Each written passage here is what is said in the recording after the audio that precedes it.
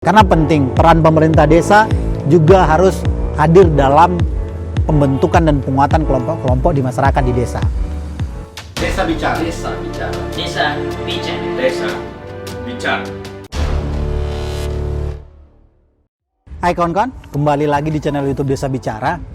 Kali ini kami dari Desa Bicara akan mendiskusikan tentang satu kelompok masyarakat yang biasanya berisi ibu-ibu petani atau perempuan. Nah, karena desa tidak bisa terlepas dan tidak bisa terpisahkan dari pertanian, baik itu pertanian tanaman pangan maupun tanaman perkebunan, baik itu tanaman padi misalkan, jagung, kacang, umbi-umbian, hingga sayuran. Pertanian di desa tentu berkaitan dengan lahan, budidaya, dan juga pemasaran. Nah, saat ini dengan kondisi sekarang, masa pandemi, pertanian di desa mengalami guncangan. Guncangan ini tidak hanya pada masa saat ini, tetapi juga terjadi di masa sebelumnya. Tetapi memang situasi pandemi sedikit lebih memperberat keadaan di desa. Baik itu pemasaran hasil budidaya maupun keterbatasan lahan. Pemasaran hasil pertanian sendiri sedikit banyak terpengaruh akibat masa pandemi yang kita tidak tahu sampai kapan akan berakhir. Selain itu juga, proses produksi dan budidaya tentu menjadi penyebab hasil pemasaran tidak dapat dimaksimalkan untuk peningkatan pendapatan bagi petani. Bahkan kepemilikan lahan misalnya tentu semakin memperparah proses produksi ini, karena petani belum tentu yang mempunyai lahan, mereka hanya pengelola saja. Sehingga proses pertanian yang baik dan berkelanjutan cukup sulit hari ini dilakukan di desa. Dampak nyata dari pandemi COVID-19 di desa dirasakan seluruh elemen masyarakat. Tentu juga hal yang sama dirasakan oleh petani maupun keluarga petani. Ketahanan pangan di desa misalnya menjadi salah satu isu yang kembali muncul di kala pandemi COVID-19 ini menyebar. Sementara bagi petani dan keluarga petani masih bergantung pada membeli kebutuhan hidup atau kebutuhan pangan, karena hasil panennya lebih banyak terpaksa dijual. Salah satu yang merasakan hal ini tentunya adalah istri dari bapak-bapak petani atau perempuan di desa yang kesehariannya bergelut dengan pertanian dan ketahanan pangan keluarga. Salah satunya ada dalam kelompok-kelompok masyarakat yang ada di desa. Misalkan seperti yang di awal kita sebutkan tadi, ada kelompok wanita tani. Nah, kelompok wanita tani ini merupakan wadah bagi ibu-ibu petani atau perempuan yang melakukan aktivitas pertanian di desa maupun di lingkungan keluarga. Kelompok wanita tani ini tentu berskala kelompok kecil yang terdiri dari 15 sampai dengan 40 orang dalam satu perkumpulan atau dalam satu kelompok. Tentu KWT ini berada di pedukuhan.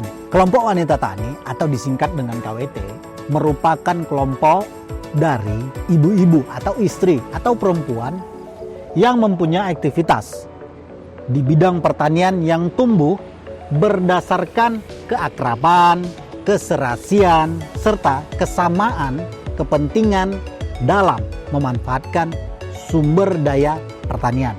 Nah, untuk memanfaatkan sumber daya pertanian ini, maka kelompok wanita tani harus bekerja sama meningkatkan produktivitas usaha tani dan kesejahteraan anggotanya. Kelompok wanita tani ini juga menjadi kelas belajar. Ya, kelas belajar tentunya. Karena merupakan wadah bagi setiap anggota untuk berinteraksi guna meningkatkan pengetahuan, keterampilan, serta sikap.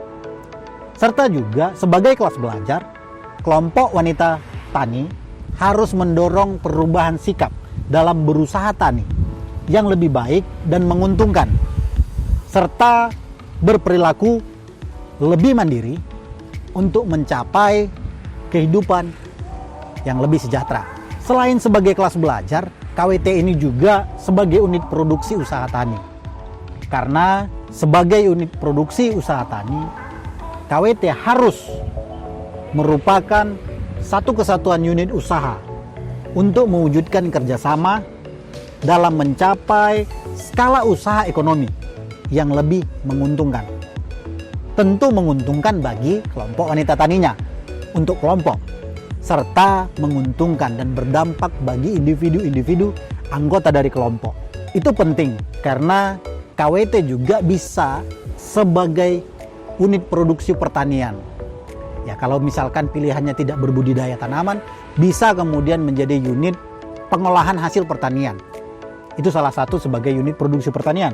Nah, KWT sendiri juga sebagai wahana kerjasama yang merupakan tempat untuk memperkuat kerjasama di antara sesama anggota maupun sesama kelompok tani atau kelompok wanita tani lainnya yang ada di satu desa.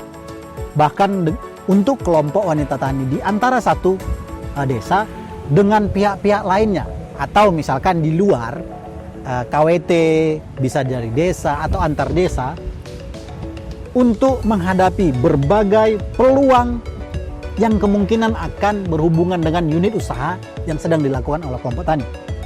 Dan juga sebagai wahana kerjasama untuk membangun kekuatan bersama untuk menghadapi tantangan dan hambatan yang akan terjadi ketika kelompok tani ini menjadi unit usaha atau ingin mengembangkan unit usahanya. Lantas bagaimana membentuk satu kelompok wanita tani di desa, kawan-kawan? Nah, pembentukan KWT dapat didampingi oleh kepala dusun, pemerintah desa, dan juga tentu PPL desa. Pendampingan kepala dusun tentu berkaitan dengan pengorganisasian ibu-ibu petani dan perempuan di pedukuhan. Sekaligus juga menjadi fasilitator dalam pembentukan kelompok ini. Sedangkan pendampingan dari pemerintah desa berkaitan dengan membantu proses kelengkapan administrasi pembentukan kelompok sendiri. Karena penting, peran pemerintah desa juga harus hadir dalam pembentukan dan penguatan kelompok-kelompok di masyarakat di desa. Selain itu juga ada peran PPL desa. Nah, PPL ini merupakan satu unit dari kabupaten untuk mendampingi kelompok-kelompok khususnya pertanian. Nah, PPL desa biasanya itu di kecamatan memiliki satu kantor unit atau UPTD, mungkin di beberapa daerah kawan-kawan mungkin berbeda.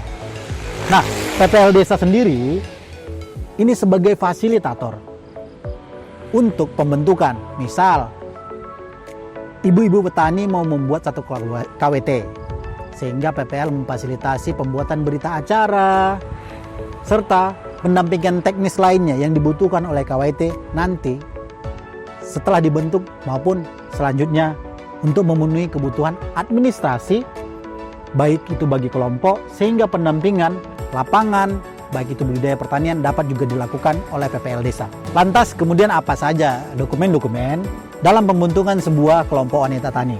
Nah, salah satunya adalah tentu daftar hadir pembentukan kelompok.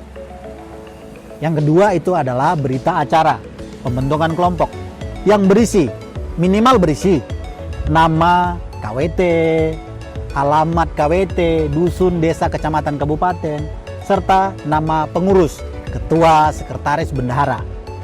Kelengkapan lain yang dibutuhkan adalah tentu data dan nama anggota. Baiknya ada fotokopi KTP dan mungkin kalau ada foto gitu ya, pas foto misalkan 3x4 dilampirkan untuk sebagai kelengkapan kelompok. Serta juga ada lembar pengesahan yang di dalamnya terdapat pengesahan dari pemerintah desa dan juga PPL desa. Nah, setelah terbentuk, apa yang harus dilakukan oleh kelompok wanita tani ini? Tentu dibutuhkan proses pendampingan yang terus-menerus, sehingga proses untuk melengkapi dokumen dari KWT yang sudah dibentuk juga bisa terdaftar di Simlutan atau sistem informasi penyuluhan pertanian yang ada di kabupaten biasanya. Tentu hal ini butuh dan harus didampingi oleh fasilitator dari PPL desa. Nah, PPL desa ini punya peran penting dalam penguatan kelompok masyarakat khususnya di sektor pertanian, nah termasuk KWT ini. Tentu kelengkapan administrasi kegiatan, segala catatan yang dilakukan oleh kelompok berkaitan dengan kegiatan-kegiatan kelompok itu penting untuk tetap didokumentasikan. Serta adanya administrasi keuangan yang berkaitan dengan segala macam catatan khusus berkaitan dengan keuangan kelompok. Nah, untuk administrasi kegiatan ada beberapa buku yang harus disiapkan oleh KWT atau kelompok wanita tani. Yang pertama itu buku induk anggota. Ini tentu berkaitan dengan nama, alamat, dan kejelasan anggota. Buku tamu. Ini berkaitan dengan misalkan siapa yang terlibat dalam kegiatan atau datang berkunjung ke kelompok. Buku notulen rapat. Nah, ini penting. Setiap pertemuan KWT harus ada notulensi. Buku kegiatan kelompok. Nah, ini berisi beberapa rencana kegiatan atau aktivitas yang akan dilakukan atau sedang dilakukan oleh kelompok wanita tani. Buku produktivitas dan hasil produksi. Nah, buku ini berkaitan dengan catatan produksi yang dilakukan oleh kelompok, baik itu secara kelompok ataupun secara individu yang dilakukan di pekarangan rumah misalkan. Harus ada catatan. Nah, ini penting juga untuk melihat sejauh mana produktivitas yang dilakukan oleh anggota kelompok maupun kelompok yang mempunyai lahan bersama atau lahan kelompok. Selanjutnya ada buku agenda surat masuk dan surat keluar. Tentu ini berkaitan dengan administrasi surat menyurat. Ada juga buku kepemilikan sarana dan prasarana anggota. Misalkan kalau kelompoknya sudah stabil dan sudah kuat, sudah punya beberapa kepemilikan sarana dan prasarana layak untuk dibukukan gitu ya. Terakhir tentu buku daftar hadir. Setiap pertemuan, setiap kegiatan KWT baiknya membuat daftar hadir sehingga terlihat dinamika kelompoknya dari sana. Selanjutnya dari administrasi keuangan yang harus disiapkan adalah buku iuran anggota. Bisa saja kemudian kelompok KWT memiliki iuran yang nanti sebagai usaha pengembangan kelompok.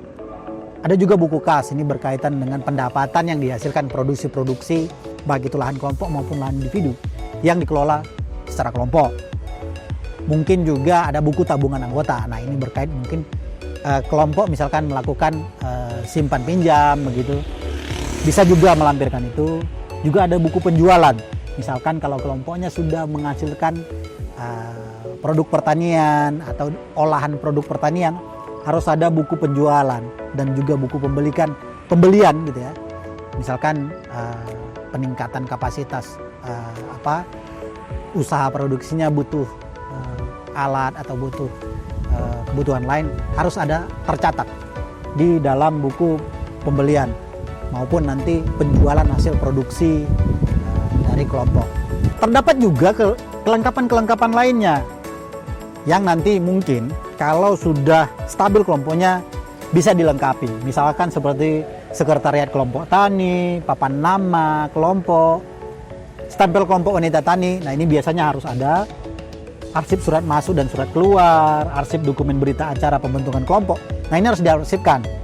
Bukan hanya untuk kelengkapan tadi, tapi ini harus jadi arsip kelompok.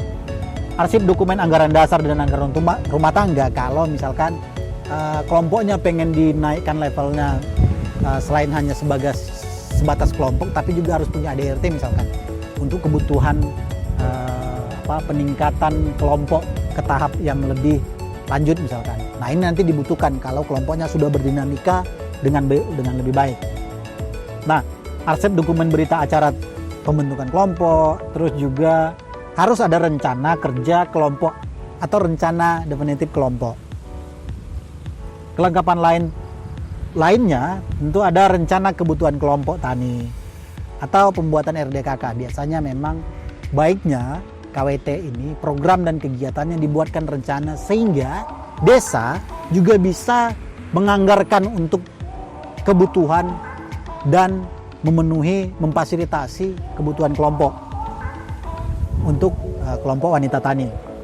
Karena rencana kebutuhan kelompok tani atau RDKK itu harus dilakukan oleh KWT dan diajukan ke desa maupun dengan dampingan PPL desa.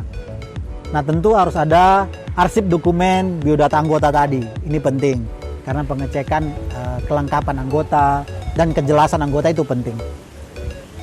Serta kalau memang dibutuhkan ada beberapa dokumen papan dan data monografi kelompok desa. Misalkan kalau kelompoknya sudah punya lahan kelompok yang dikelola, nah itu bisa mempunyai data monografi. Nah, poin pentingnya bagi kami Desa Bicara bahwa perempuan dan ibu-ibu petani atau perempuan petani di desa rentan terhadap dampak bencana yang terjadi. Tidak hanya bencana alam, bencana non-alam seperti saat ini pun sangat rentan terdampak bagi kehidupan perempuan dan ibu-ibu petani di desa. Selain itu juga, tentu perempuan dan ibu-ibu ini akan memiliki peran ganda yang lebih banyak. Tentu dari kami Desa Bicara melihat bahwasanya kelompok wanita tani menjadi salah satu upaya agar perubahan pola pikir dan perilaku yang awalnya konsumtif menjadi lebih produktif bisa dilakukan, baik itu dalam kegiatan pertanian, baik dalam memanfaatkan lahan pekarangan maupun lahan desa, sangat bisa menggerakkan perempuan dan ibu-ibu petani di desa secara bersama melalui kelompok wanita tani. Nah, ketahanan pangan di desa sebaiknya didorong untuk menjadi kemandirian pangan. Karena ketahanan pangan hanya terbatas pada pengadaan pangan, bisa dengan cara membeli. Namun kemandirian pangan lebih pada tanam apa yang kita makan, makan apa yang kita tanam. Nah, bagi kami Desa Bicara, bisa dimulai dari lahan pekarangan di rumah, hingga lahan bersama yang dikelola oleh kelompok wanita tani, hingga meningkatkan ekonomi bersama, baik itu secara kelompok maupun secara individu, sehingga berdampak pada kehidupan ekonomi di desa. Terakhir dari kami Desa Bicara, dibutuhkan dukungan maksimal dari PPL Desa dan pemerintah desa. Kalau dari PPL Desa dibutuhkan pendampingan yang hadir utuh, sadar penuh. Sedangkan dari pemerintah desa dibutuhkan kebijakan yang responsif terhadap bencana seperti sekarang ini non-alam, misalkan pandemi COVID-19, serta berani menganggarkan dana desa untuk pendampingan dan peningkatan kapasitas masyarakat. Minimal pendampingan dan peningkatan kapasitas kelompok-kelompok masyarakat. Salah satunya misalkan kelompok wanita tani. Itu dulu dari kami Desa Bicara. Sampai bertemu di video selanjutnya. Jangan lupa tetap semangat. Salam berdesa.